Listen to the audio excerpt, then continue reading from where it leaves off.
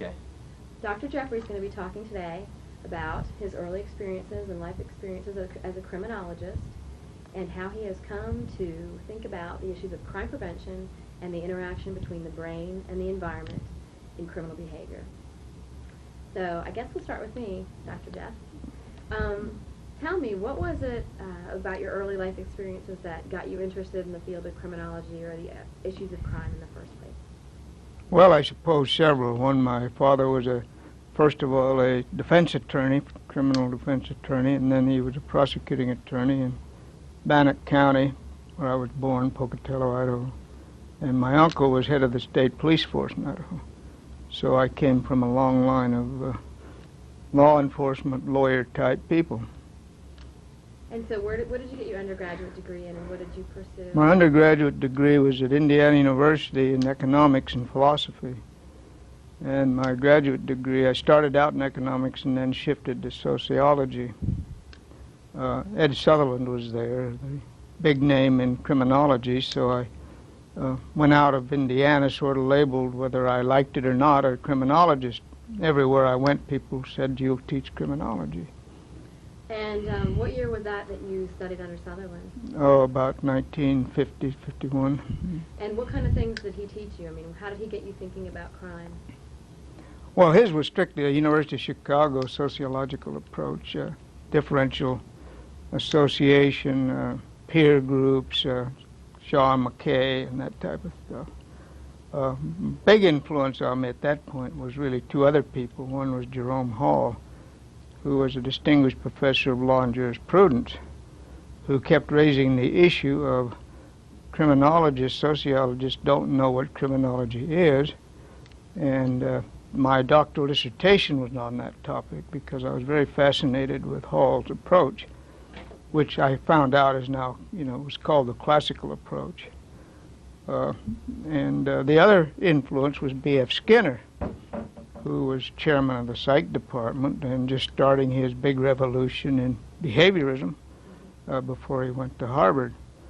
So I had three people. I had Sutherland and Soch and Hall in law and jurisprudence, and Skinner in behavioral psychology. So from the very beginning, I was always very interdisciplinary. And so from Indiana, you went where then? Well, I finished my dissertation. I was at Colby College in Maine, and I was Southern Illinois University, and then Arizona State University in Tempe. At that point, I became a real behaviorist because Arizona State was known as the Fort Skinner of the West. All the young psychologists who couldn't get jobs at other places were there teaching behaviorism. So in that period of my life, I became very behavioral. So tell me, your first article was on legal and sociological criminology. What was all that about? What were you thinking about? That was, really there were three articles published in, I guess it was the Journal of Criminal Law and Criminology on the development of law over time, the development of criminal law, starting with the pre-legal period right on through the present kind of legal system. And that was published in the Pioneers series under the title of The Historic Development of Criminology. Probably the best known article I ever did. It's still being cited much more in other things. And you eventually became cited in Motz's Delinquency and Drift. What was he citing you for there? Do you recall? I do not. You're going to have to tell me that one. It was that article. And I was curious if you knew what influences that article has brought. I mean, how is it? That is interesting because I was going to go look that up. I remembered you mentioned it, and then I forgot to. In another article, Quinney credits me with starting the law and society or law and social conflict theory. I think my big difference with Quinney and Dave Motz and those people is I took a strict legal historic view. I didn't make it a issue of ideology. It wasn't a conflict theory. It wasn't a Marxian-based theory. Well, how did you move from looking at the emergence of criminal law to your interest in crime prevention and biology and the things that Diana has kind of carried the torch and done. How did you move? How did you get there? Okay, I went to from Tempe. I went to Washington, D.C.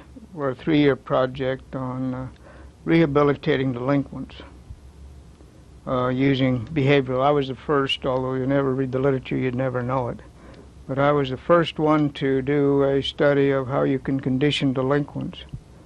And it was a complete failure.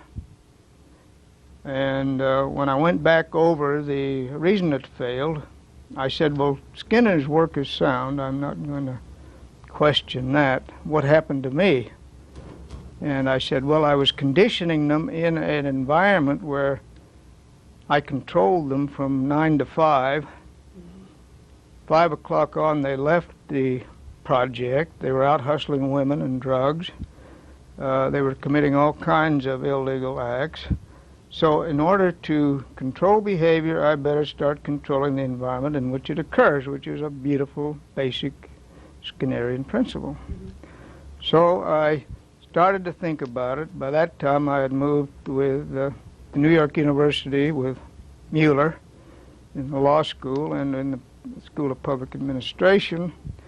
And it happened that the School of Public Administration had a urban design section, a very well-known one. And I started to have coffee with the urban designers, and they started talking to me about Jane Jacobs and how urban environments determine what you do. So I said, all right, environmental design, crime prevention, why don't I write a book on it?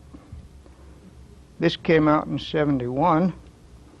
Same year I moved to Florida State.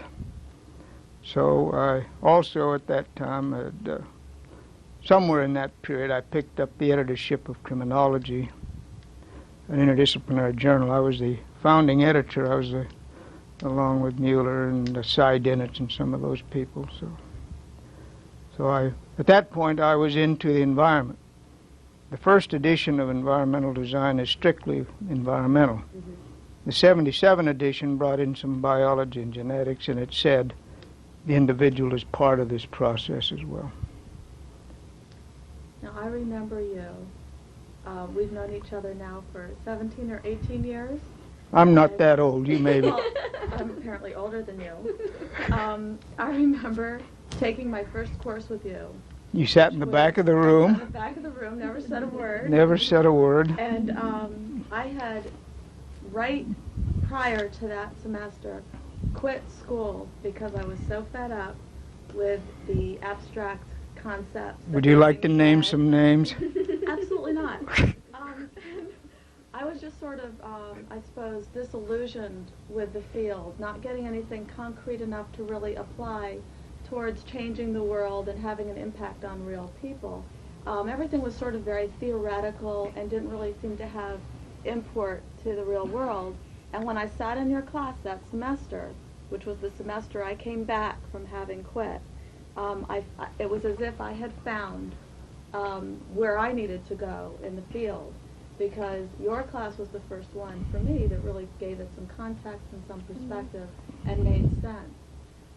What was, about 17, 18 years ago, when I was just starting to get into the biology. To get into all of the biology, and there was a lot of contentiousness and a lot of controversy. And I would accompany you to American Society of Criminology meetings, and there would be controversy following you everywhere, sometimes ending in fights and very heated debates. Where were you at that time in your life with respect to this biology thing? Okay, do you remember the year you were a junior? I remember you were a junior when... Yes. I'm trying to... What year were we? Oh, goodness, that was toward the end of the 70s. All right, in 77, 78. In 78, I was president of ASC in Dallas, where I was raked over the coals for being a new Neil Ambrosian. Right. And wasn't Christensen there also? Was that the same conference where he was No. attacked? That was a different one. He was a different one. But anyway, I was ridiculed from the floor while I was president, and I was very upset by the whole thing. And one of the people, I can't remember his name, he was a Swede, who got the Gluck-Selin Award for an outstanding European scholar. I remember making a comment from the podium, Sheldon Gluck's turning over in his grave now because he is so interdisciplinary and so interested in getting away from the confines of either law or sociology. So, I suppose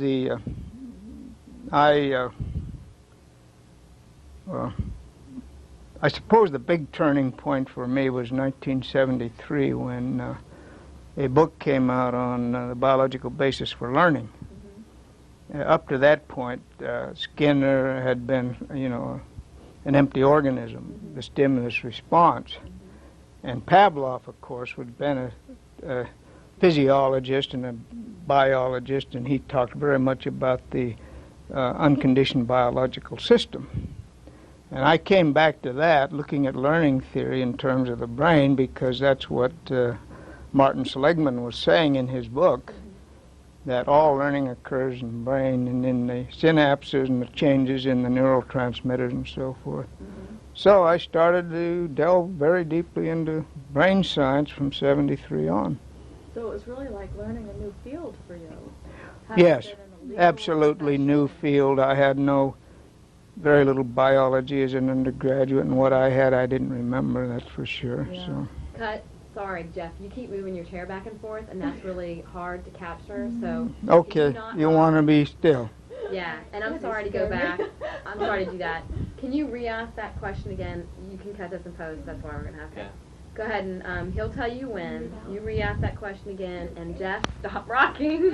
No more of this, okay? This is fine. No, you Is he hitting his? Is this fine with the mic? He's doing. That's all fine. It's just the rocking. Yeah, it sounds fine, right? Yeah. Okay. I'm sorry. I don't mean to be a pig, but You are. stop rocking. So start from that last. So your last question.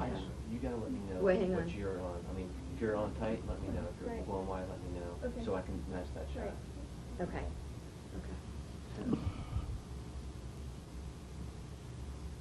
No problem. Yeah, go whenever you're ready. Okay.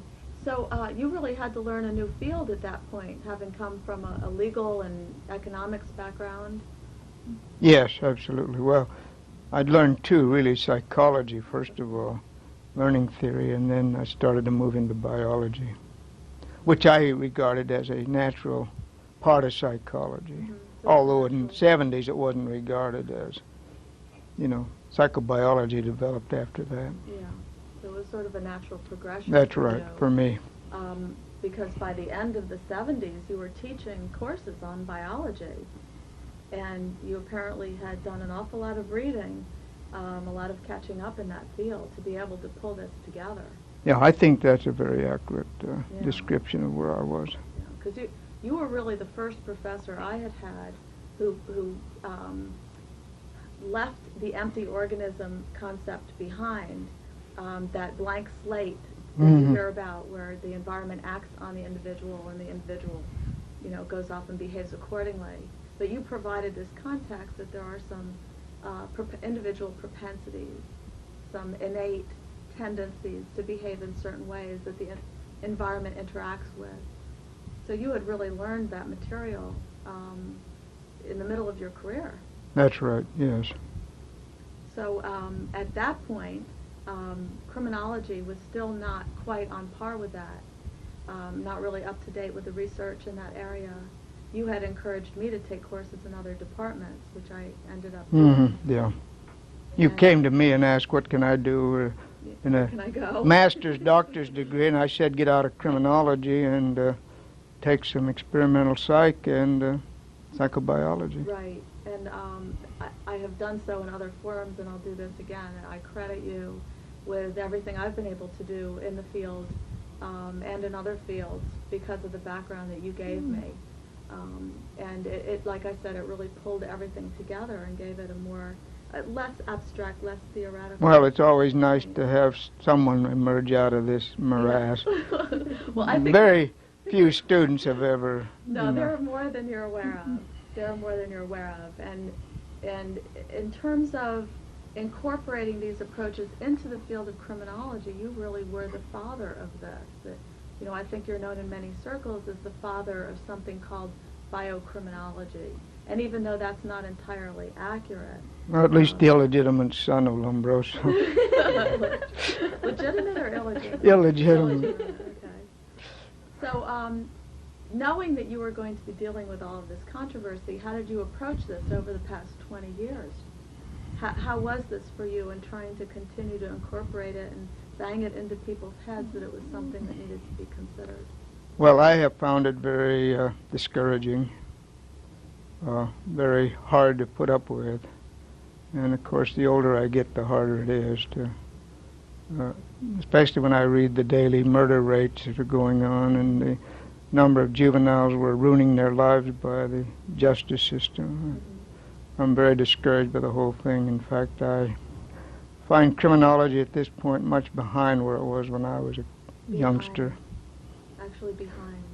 Because my day, Sutherland was still alive and Reckless was there. He was coming in with his own ideas, and the Glukes were very much into this interdisciplinary approach, and it was an exciting field. But today I don't find, I couldn't come up and tell you what new ideas in criminology in the last 40 years. Jeff, what do you think the consequences have been, not for the field, but for people in the streets, for youngsters, for adults in the criminal justice system? What impact You mean the bio-criminology? What impact has the neglect for biocriminology had, in your opinion? Well, neglect has meant that we just have more and more teenage violence. We're ignoring all the biological ramifications, the indicators. We can go right back to prenatal periods right on and trace why these people are what they are. And every time I read about a juvenile who's committed a horrible crime, I cringe. And you always read, this was a misfit, this kid was abused, this kid didn't have this or that. Now why don't we use a public health model and merge there and move in when the kid is 2, 3, 4 years of age? Why do we wait till 10 or 12? So exactly how do you see, what would be the potential for these research findings to have an effect on prevention? The way I have envisioned it is what I call a medical model, that is, going into a treatment prevention mode, much like the public health people do, epidemiological model, which would, look at the environment-organism interaction. Where are the diseases? How are they produced? What can we do to prevent them or treat them? If you tie that in with some of the longitudinal research, Wolfgang started in the 40s and it's still going on. Only 5 to 7% of these kids are going to go bad. Most of them are going to grow out of it. Or Robin's notion on drug addiction, that only 8 or 9% of the Vietnamese addicts are addicts when they return. There's something different about these people. And why don't we look at that? The Vietnam vets right. that were so pervasively addicted during the war, most of whom shunned it when they came back, leaving only those that were vulnerable. Right, the vulnerability or invincibility kind of thing that some social workers now talk about. You take a family with all the problems in the world, one kid's going to emerge out of that. The rest are going under and one's going to emerge. This is fascinating to me, that this kind of... This is something that sociology and criminology have always ignored, individual differences. They talk about races, they talk about classes, they talk about gender. Look at, for example, one of the examples I used in a recent article is testosterone levels. There are females who have higher testosterone levels than some males. So why talk about female-male differences? Why not use individual differences? But that's just something that sociologists just have no concept of what an individual is. So I suppose, in a sense, that the policy implications then would not focus on groups of people, as many sociologists would fear, but rather on individuals in need of help. Right. Now, you've been doing a lot of work in crime prevention through environmental design, and in fact that's one of the many works that you're very well known for, your Septed book, and all the things that have followed that, and the fact that there are a number of criminologists very involved in that whole Septed concept now. How does that interact? Okay, let's go back to the whole Septed concept, which started in '71. It has been pretty well lost in American criminology with one, Oscar Newman's work on defensible space. Newman was an architect but used social variables to explain what he found rather than remembering that he was an architect. And he got big money from the federal government, millions of dollars poured into crime prevention. It was called Septed. It was my book, my title, but it had nothing to do with what I was doing. And that was followed by Clark's work on situational crime prevention and Felson's work on routine activities, which again had nothing to do with the crime prevention I was talking about. So, I've often been confused or ignored or whatever the word is in this whole crime prevention area. There are no real good Septed programs in existence. They've been heavily financed, good research, so forth. People keep asking me, what research are you doing? And I said, I don't do research. I can't get funding. All I can do is go around and scream and holler. And think up new ideas. That's right. So how different is Septed from situational crime prevention of Ron Clark at Rutgers and Marcus Felson's routine activities? How different Okay, it's quite different. Septed, at least as I would envision it, and of course it was not spelled out in any great detail in the original book, and unfortunately the later papers have not been utilized the way they should be. It does not use individuals who have rational choice. It does not use free will. It talks about the physical environment, the important things of the physical environment. Pollution. For example, this book on our stolen future, which just came out, shows that everything from sperm cells to fetuses to genetic predispositions to attention deficits, all these things are being harmed by the pollutants, the pesticides, and so forth. This is the environment. This is the environment that's impacting on the brain. Now, I don't know how you get that into a situational crime prevention So model. for you, it was quality of life aspects that affected individuals, and for Clark, for instance, it's having a rational offender who thinks about the situation and goes, this is an easily accessible target, or this is how he fits Felson's work, and therefore I can do a crime here because it's a suitable target and it's a suitable guardian. Ron Clark's view is the old classical view of the utilitarians: punishment, pain, and pleasure, what he calls gain and loss. He uses economic terms rather than psychological terms. And if an offender is about to steal something, you make it hard for him to steal. You make punishment as this isn't the way individuals react. I mean, look at all the people who commit murder and rape every day knowing that if they're caught, they're going to face something.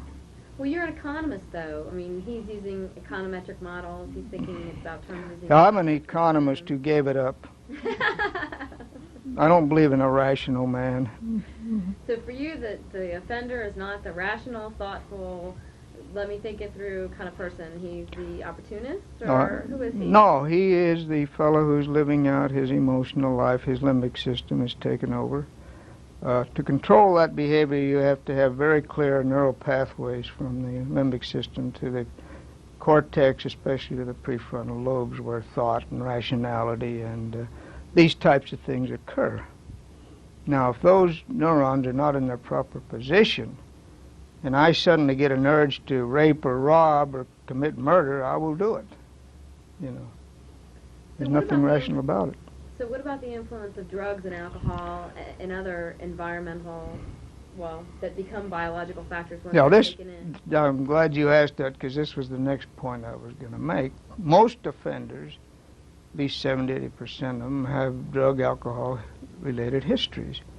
Now these are neurochemicals that are matched by what goes on in the neurotransmitter system in the brain. They're altering the brain chemistry. They're pleasurable because of the pleasure centers of the brain.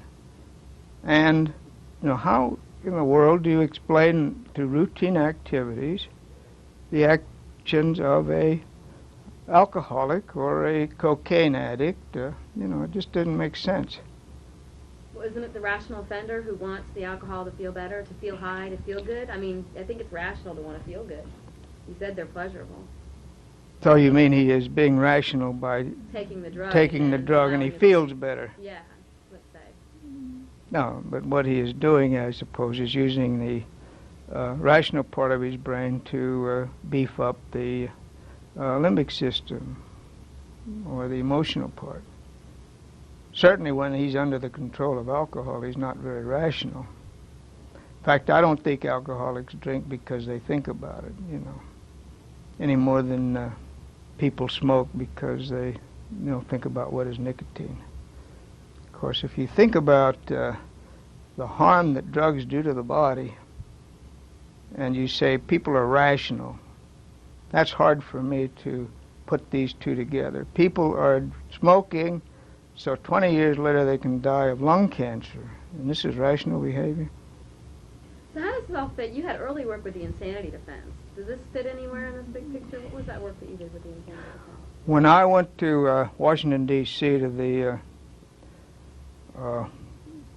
Washington Institute of Psychiatry, my first position there before I started the education project was the insanity defense, the Durham case, which was a District of Columbia case saying that, it was based on mental illness, not right and wrong, not the McNaughton rule, but the ability to,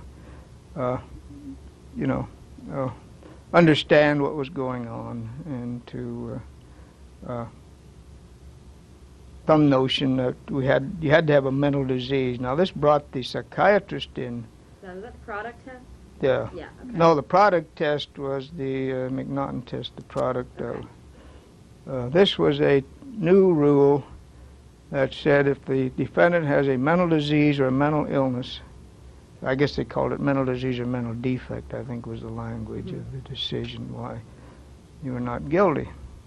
Well, of course, how does this fit into what I've been doing? I've been arguing that rather than having lawyers make decisions about behavior, we should have MDs do it. It's not an issue of whether the person is insane, because that is a legal concept. In the psychiatric literature, there is no such thing as insanity. There is no such thing as mental illness. And especially with the newer techniques of brain scans and blood tests and tests for serotonin levels and so forth, it makes great sense to say this person has a defect, biological defect. In fact, in one of my books on the insanity defense, I argued that the right and wrong test should be replaced with the biological test. One, is there a neurological, neurochemical defect? And two, can this then be related to the behavior that is involved in front of the court? You wouldn't sentence the individual to life imprisonment. You would say this individual needs therapy, no sentence, any more than you sentence a cancer patient to a hospital, You treat it strictly as a medical problem. Now, for some reason, and I think it's because we have this dualism of mind and body, that we think that certain behaviors, like if you have cancer, well, you couldn't help it. We feel sorry for you. If you go out and axe 3 people to death, oh God, what a horrible person. To me, they're in the same category. They're both caused by physical aspects of a mind or a brain-body interaction. So what would you do then, considering public safety concerns? Would you divert an individual with a neurological defect out of the criminal justice system? And then how would we take into account public safety concerns if the individual was in fact dangerous? He would be funneled into a psychiatric clinic or psychobiological clinic, neuropsychiatric, since psychiatry is pretty neurological these days. In a secure facility? And he would be kept there until such time as they could certify him as cured. Now, what happens today is individuals are found mentally ill. Mm-hmm. They're put in a hospital without treatment and then released under the public where they're dangerous. Well, it must make you crazy. Well, no, a lot of things do, but the laws in the United States, in many states, prohibit felony offenders from receiving drug abuse treatment. That must be something that particularly concerns. And it's even more embarrassing, as you know, and I know. I'm trying to do research. You cannot take a blood test. You go into for a medical exam, they routinely take blood. They take blood in prison for the typical testing for HIV and other diseases, but you cannot use that to determine some kind of, let's say, hormonal disbalance or low serotonin or what have you. One principle that I've inherited from you that I repeatedly state, and I think you'll agree, is that we do not ask, and it's almost a direct quote from 15 years ago, we do not ask offenders if they want to be incarcerated, nor do we ask them if they want to be executed. But if we want to give them treatment that we know will reduce their recidivism and those precursors of their criminal behavior would be better treated, we have to ask for permission. Yeah, it's one of the interesting things that happened in my career. A number of years ago, I made a statement in one of my classes, that we cannot treat them. Therefore, why don't we say we're going to stick a needle into them, and this is punishment. Yeah. And one of our graduate students went out and on television told this story, took it seriously, that Jeffrey was going to harm criminals by sticking needles into them. Yes, these things aren't always well understood by the public, that's for sure. You make some of these points, and you have been for as long as I've known you, and they're still not well understood. And I don't think that many people in the field who know you professionally understand how humanitarian your concerns truly are, that you have no intentions of stigmatizing groups of people or medicating small children en masse in the inner city, but instead that you'd like a more rational approach to crime control, which is primary prevention, medication when indicated, that kind of thing. Looking at the individual. One of the things that bothers me so much is the amount of violence that's around and the way we respond to violence with more violence. People are often, every day I hear about witnesses who want to go see the killer executed. Or they get very upset if the fellow gets a life sentence. I've often been asked the question, and my honest answer is, what if your daughter was murdered? Wouldn't you want the guy executed? No. I want him studied. I want to find out why he did it, because if we had taken that approach 30 years ago, my daughter would still be alive. That's right. Ted Bundy actually asked to be studied. We had his consent, but we had to pry the guy. That's right. And not be able to find the causes and eventually prevent them in others.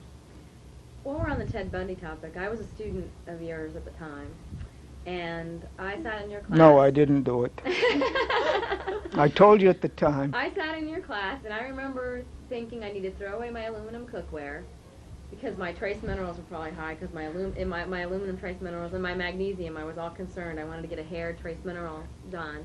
And I remember thinking about the city and crime prevention and design and not really knowing where it all fit, but maybe you've already talked about that, maybe you'll touch back that on again. But I remember at the time in class you kept saying you really thought that Ted Bundy would have a brain abnormality, would have a brain tumor, would have something recognizable that upon autopsy would be detected. And as far as my recollection, there was nothing. And I never got Nothing studied or nothing discovered? There wasn't a brain tumor. There was brain there. There was not a brain tumor.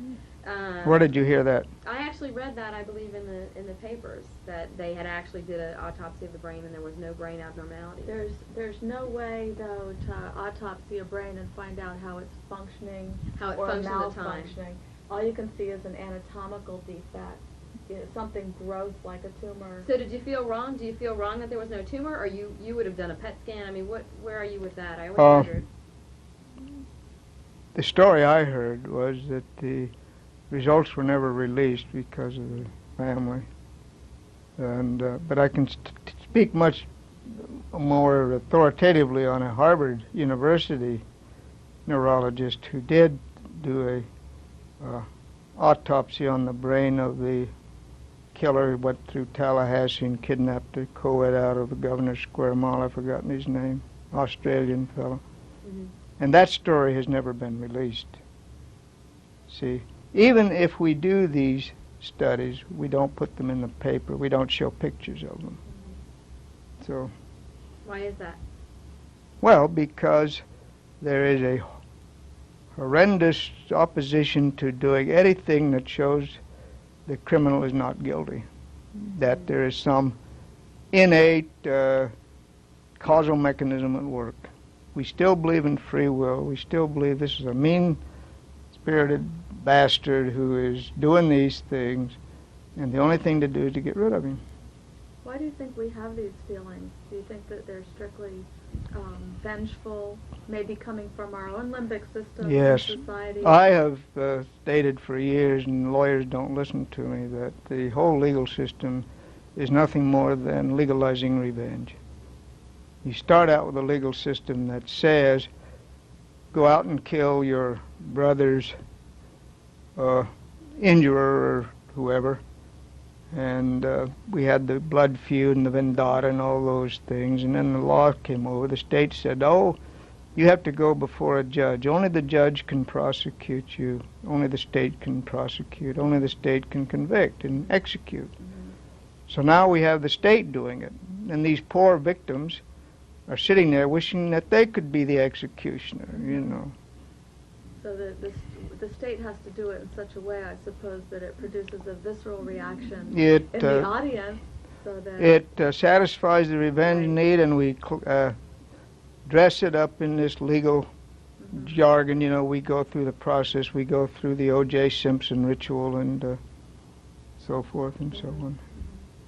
How can you see public policy changing as a result of this science, maybe 50 years from now, taking so long? If you'd asked me that when I graduated, I would have said, "Oh, we're headed into the, treatment reform.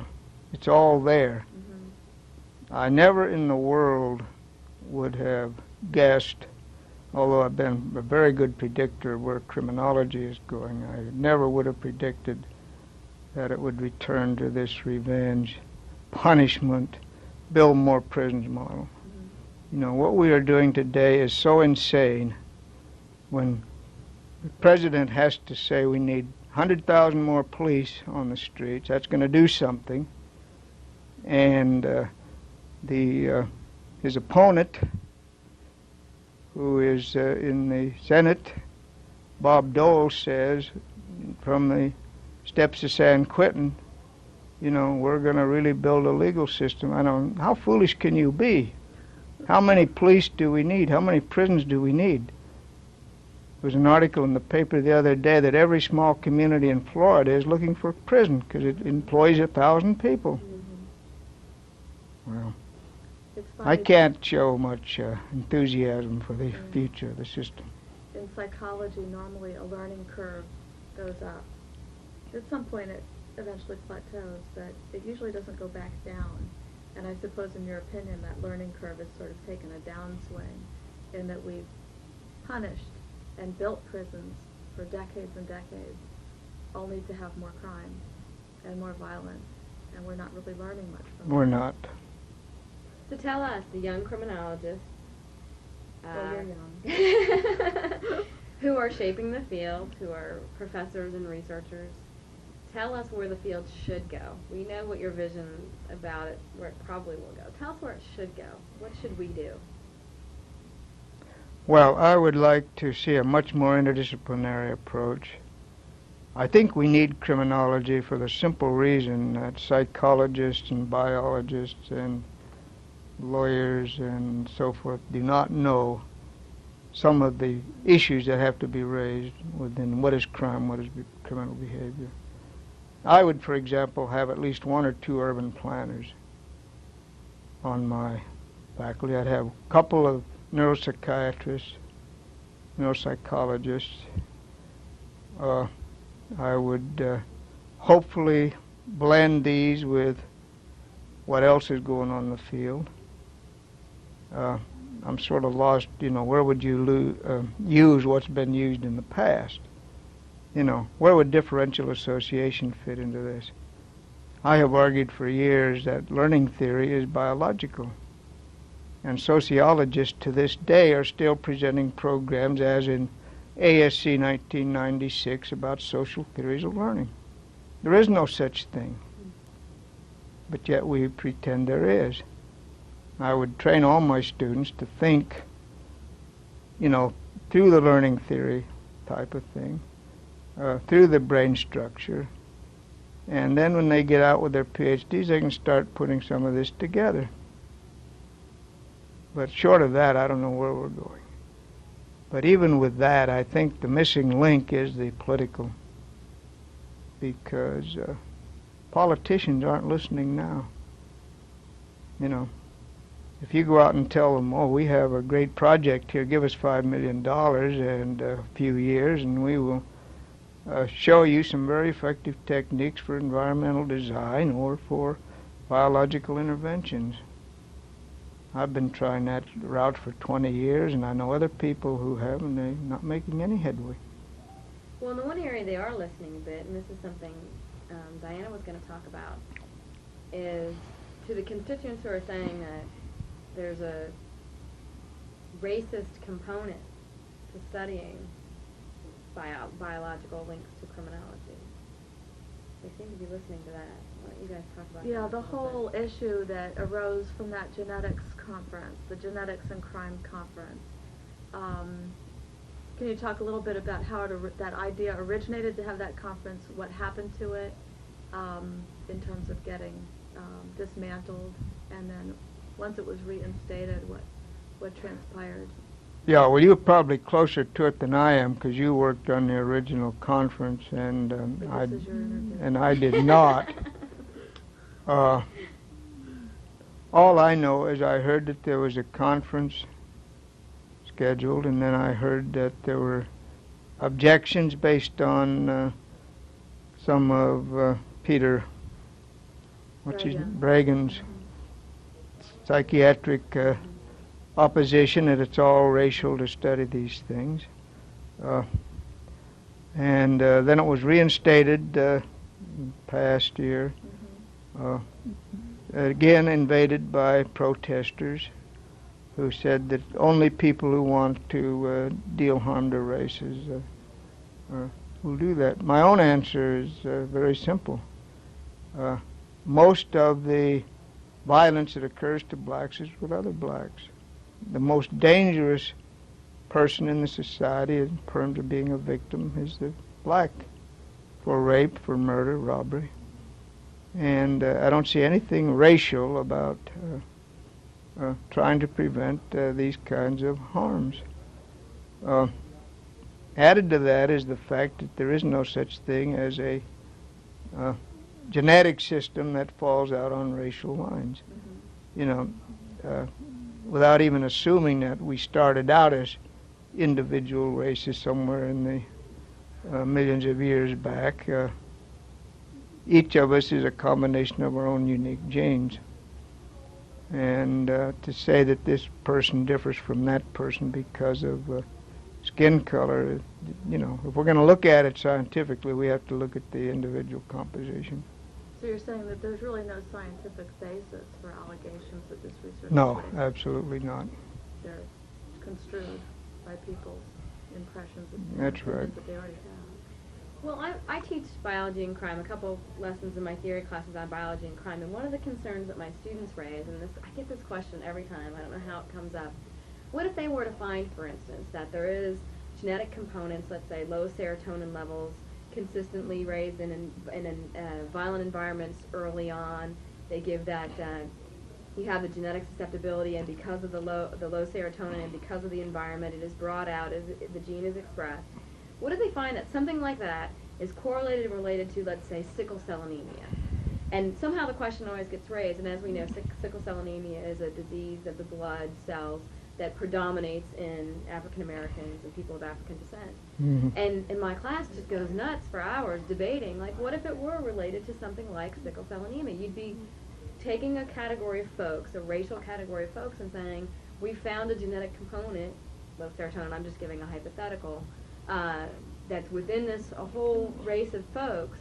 I mean, what kind of implications does that have? I mean, I can see the racial tension there. I mean, yeah, talk about I that. suppose it's obvious, and especially if you go back to the fact that there's still a great deal of fear, legitimate fear of that type of exploitation of science. That isn't science, of course. That's the way the political system and the public concern sees it.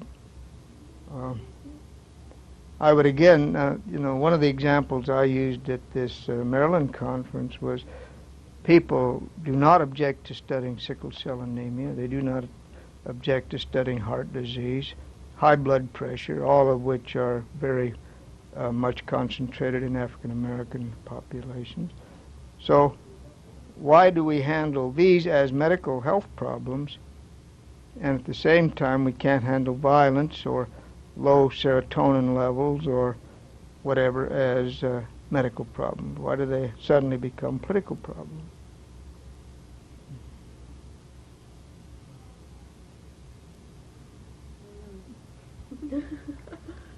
Well, Jeff, do you have any other thoughts or comments or things that you'd like to talk about that we didn't ask you about? Well, let me take a second here and Okay. see if we didn't.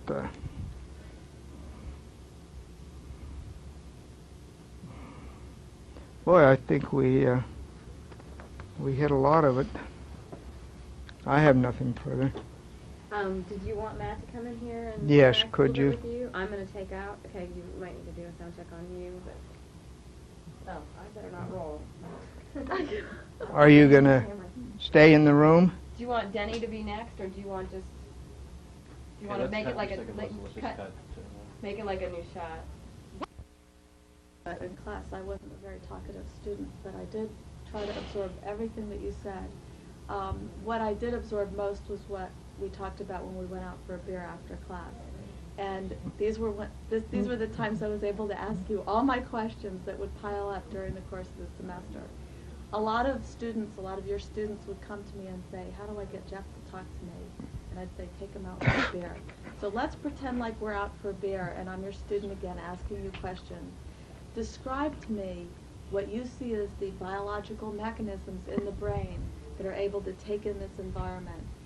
You had sort of this circle that you would draw on the board and describe the active organism. All right, the brain-environment interaction, of course, starts with the sensory system. Everything that we know and experience has to go into the senses. And I spend a little time in class going through the visual and the auditory and so forth and so on. Once it hits the proper areas of the brain, like the visual area, or the olfactory area, and so forth, why, it is then stored, sent to certain areas, and most important, I suppose, it starts to interact with the rational brain, the cortex, the prefrontal lobes.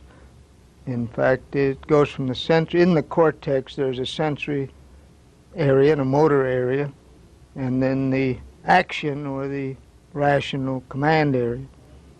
So all of that is being stored, and of course depending on what you have experienced and how important it is, how it's related to the hippocampus and so forth. Certain memories are there and certain are not. All of these, of course, involve changes in the neurons and in the synapses. Now, when behavior occurs, you get the reverse process where the motor areas are activated based on all that's already in the brain, and signals are sent, electrical signals are sent to the muscles and glands, and what we call behavior then is primarily heavy structural skeletal muscles. We don't usually talk about a gland like the thyroid gland behaving, although I suppose some people do. So what we call behavior, like lifting your arm or putting a foot on the brake, let's take the example, you're driving a car, you come to a red light, you put your eye receives that, the stimulus goes in to the brain, is sorted out, activates the muscles that then control the foot. Now this all occurs, of course, in a split second, hopefully, and it's, what becomes a simple stimulus response pattern for a Skinnerian now becomes a stimulus brain response pattern for the neuroscientists. So events that take place in the environment are experienced by sensory systems in the brain, where they are then stored, compared with what's already there, and then some sort of motor reaction is elicited through this process to react, right, in some sense, to what the environment has put into the brain. What happens when this process goes awry and people misbehave, so to speak? I suppose some of the best examples coming out of biological criminology is an overload in the limbic system. That is too much activity, or the reverse, which often happens. You have too little excitement, too little autonomic response, and therefore you're out trying to bring in stimulation, so you're acting out to get this system geared up because it's under-aroused, the under-aroused autonomic nervous system theory. Or you can run into the situation where you have prefrontal lobe damage, where the ability to process and respond to these basic emotional drives has been damaged in some way. Mm-hmm. Because in the prefrontal cortex, you get what people usually refer to as rational thought or choice, deliberation, planning, these types of things. Now, if that isn't available, you're not going to be controlling your emotional life. So I see it basically as a link between the emotional centers of the brain and the rational centers, which is all very neurological and biochemical. And so if for some reason it's not well balanced, behavior will not be That's either. right. It's interesting that your theories and understanding of human behavior are very well understood in other fields outside of criminology and widely studied throughout physiological psychology and the neurosciences and so Correct. forth, and are basically fairly foreign to many of those in criminology. Okay, is that what we want to cut it? Great. Okay, do we want to start with you now? Or? Now let's go to Matt. Okay, great. Do you want to step out, or how did we want to do this? They just finished their interview. Do you want me to cut it? You can get out like if you want. I hope you don't want to call you Diana the whole time. I didn't know if I should be Debbie Diana. Well, I guess to be consistent, Diana. Yeah. How do you want to, do you just want me to be here, or do you want to introduce me or something like that, or? You want to introduce yourself? Just say, hi, I'm Matt so-and-so. I'm a present student of Jeff. And is he fine in that chair? Yeah, that's great. And yeah, Jeff asked me to sit here and whatever he asked me to do. And just take it from there, and we'll take it till we have no batteries. All right. I really just have a couple questions. Okay. Just wait for her.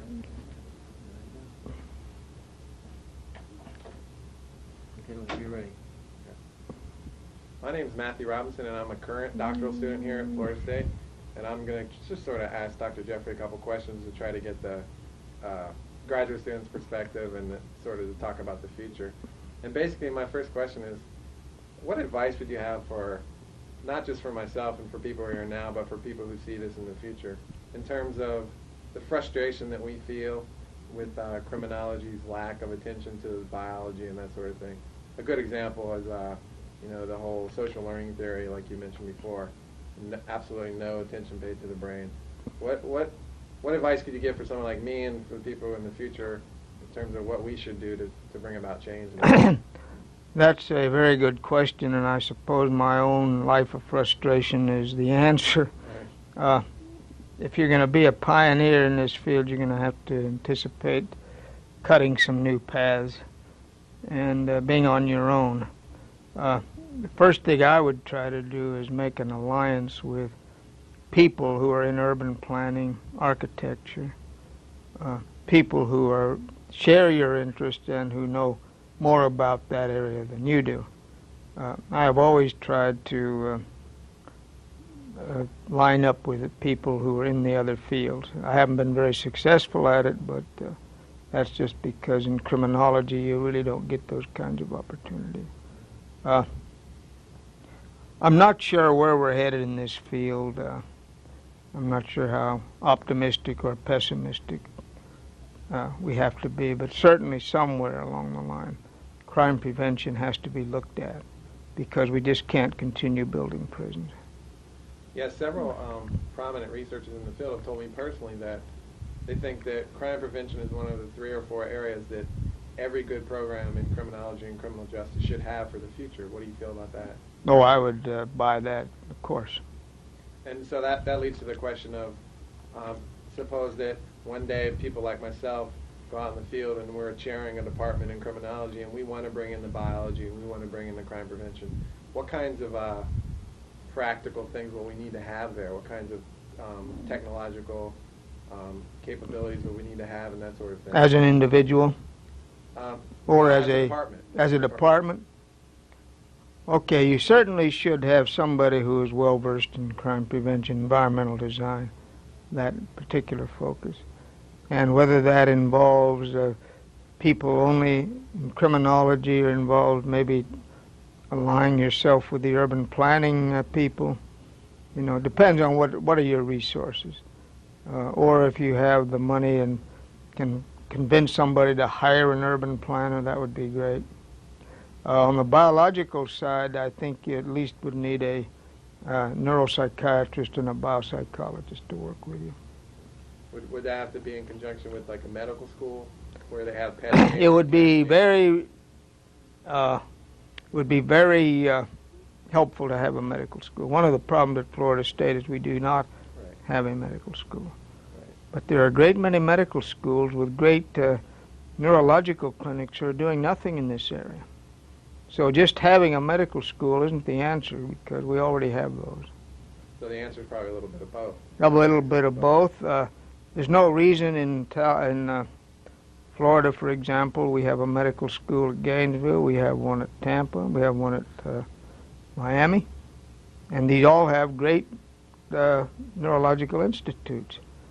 They're only 3, 4, 6 hours away. There's no reason why we couldn't have some kind of cooperative program with these other institutions. Okay. My final question really deals with something you touched on about the future and about how here at Florida State we've had several students who've come out, who've worked underneath you specifically, who've done a lot of research in the environmental area. We've had people deal with convenience store robberies. We've had people deal with blue light trails and how those influence crime on campus. Right. We've had people deal with burglary at both the aggregate and individual level and the environmental characteristics associated with that. We've had crime around interstates now, which just came out in the last couple of years here at Florida State. And we have people here now working on the history of crime prevention. Mm-hmm. Very few people here deal with biology. We have That's right. Denny Fishbein who did, and now we've got a new project here, a pilot project of some sort, dealing with trying to predict violent crime among juveniles and assessing the biological characteristics. Again, what kind of advice would you give to those of us who want to study biology but don't have the capabilities to do that because of where we are? That's a hard one to answer. I think the bridge between biology and crime is a vast one, and I'm not sure how you can overcome it. What I would prefer, in my own choice, would be to come in as a criminologist and ally myself with a biologist, a psychobiological type, and use my knowledge as a criminologist and that person's knowledge as a biologist. I would never on my own do it. I just don't have that kind of knowledge. Yeah, and for those people who go on and just study the environment, I presume the advice you would have would be to always put it in the framework of integrated systems. Always mention that you're not studying biology, but that is important. That is right. Okay. Right. Well, thank you very much. You're welcome.